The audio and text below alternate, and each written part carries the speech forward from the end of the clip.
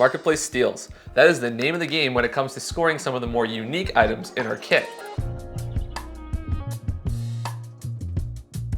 Between 10 lenses, 6 different camera bodies, and 5 drones, we can craft a wide variety of looks and styles in our work. But when it comes to achieving that crispy, wide aspect ratio, shallow depth of field, and cinematic feeling image, nothing touches the Remus 45mm T2 1.5 times anamorphic lens by Blazar.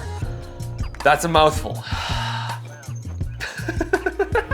Coming from a photography background, it was an absolute trip getting used to how this lens behaves compared to traditional spherical lenses. I picked up this lens from my buddy Max, who's a full-time DP. The first time I laid my hands on this thing, I was impressed by the build quality and form factor. This lens is built like a tank. Full metal construction, solid feel, and designed for pro cinema setups and run and gun rigs. Personally, we use this as a one-man band with the cam op also pulling focus, and sometimes we have it set aside to a focus puller to work with the camera operator so they can have more focus on movement. Its focus is smooth and very easy to get the hang of if you haven't used a manual focus lens before. I'm pretty sure Kira can do it and she doesn't know what a focus puller is. What? The lens features a 77mm front diameter, meaning you can seamlessly swap between NDs, special effects filters, or even throw on a matte box. It looks really good with a matte box on it. It looks super professional and looks like we know what we're doing. Some of us do. Now let's talk about the good stuff. Image quality. The Blazar 45mm T2 gives you a soft yet sharp look. I know that's super contradictory, but you'll see what I mean in a second, for that perfect cinematic film aesthetic.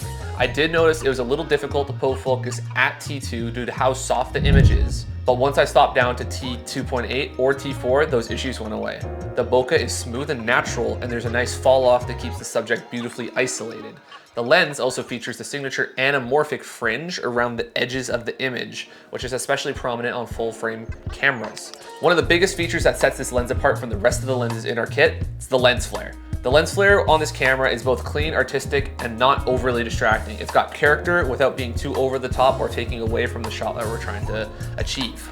So what do I think of this lens? Well, I've had it for 6 months now, and I've got to use it in a variety of scenarios from sports to around the house, and I can confirm that this lens is a learning curve, but it's also worth it. Some of the pros: beautiful cinematic rendering. You get full frame coverage with this lens, which not a lot of anamorphics do. It's got smooth manual focus and a solid build quality.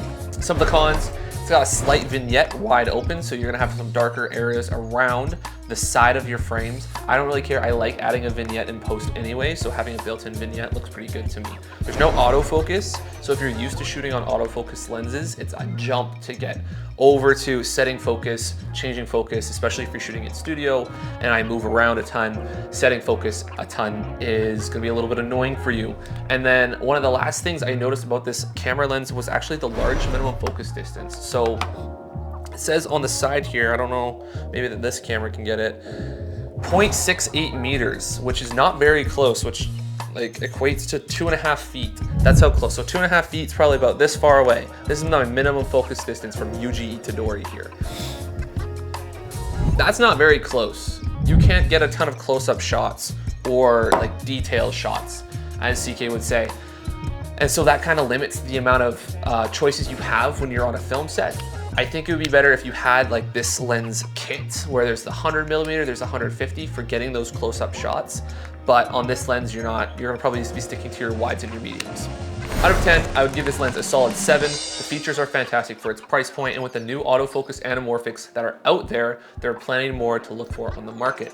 If you're looking to try out an anamorphic lens, this is a great place to start. Having said that, I am looking at the rest of the kits that anamorphic, specifically Blazar, is offering, and I want to get myself some higher focal lengths. I really like the 45. I've seen some people use the 100 or I think it's like 150, and it looks really good, and I've been scounging for like a nice deal in Marketplace. Someone has it for sale in Vancouver right now, but he's selling the whole kit and it's like $6 grand. I don't want to pay that. I just want one lens to back this one up. Anyways, that's been my review. Thank you for watching. Make sure you subscribe if you haven't already. Leave a comment. Let me know if you've ever used an anamorphic. What's your favorite? Why? Thanks for watching. I'll see you in the next one.